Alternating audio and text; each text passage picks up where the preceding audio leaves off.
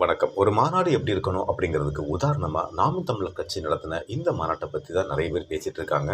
ஆனா இந்த மாநாட்டுக்கு முன்னேற்பாடா என்னென்ன நிகழ்வுகள் நடந்தது அப்படிங்கறத பத்தி விசில் அடிக்கிறதோ கை தட்டுறதோ கூடாது.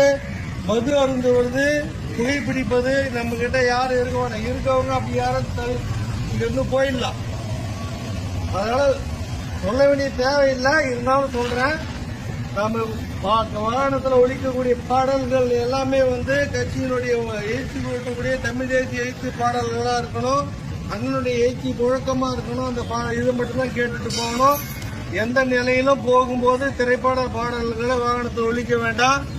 போகும்போது எங்கேயோ விசில் அடிக்கிறது, இல்ல கை தட்டுறது, மற்றவங்களை பார்த்து இது பண்றது, இதுவெல்லாம் நம்ம கட்சி உறவு செல்லக்கூடிய வாகனங்கள் தான் புரட்சி வணக்கத்தை தெரிவிங்க. எழுச்சியோடு நம்ம எல்லாரும் புறப்படுவோம். ஒரு இடத்துல உணவுக்கு திட்டமிடுவோம். போற வழியில ஒரு இடம் திட்டமிடுவோம். நம்ம தாமதமா கிளம்புறதால எந்த இடம் பாக்குறது, நமக்கு 3 இடம் திட்டம் இருக்கு. ஸ்ரீரங்கம், முக்கொம்பு, கல்லணை. இது 3 இடம் போறதுக்கான வாய்ப்பு குறைவு. 2 இல்ல 1 ஏதாவது ஒரு இடத்துல போய் இருப்போம். அதுக்கு முன்னாடி உணவுக்கான திட்டம் நாங்க குழுவில் பகிர்றோம். அந்த இடத்துல வாகனத்தை நிறுத்திட்டு எல்லாரும் உணவு சாப்பிட்டுட்டு எல்லாரும் கிளம்பிடலாம். உங்க எல்லாருக்கும் புரட்சி வாழ்த்துக்கள். நாம் தமிழர் எல்லாம் புறப்படுங்க.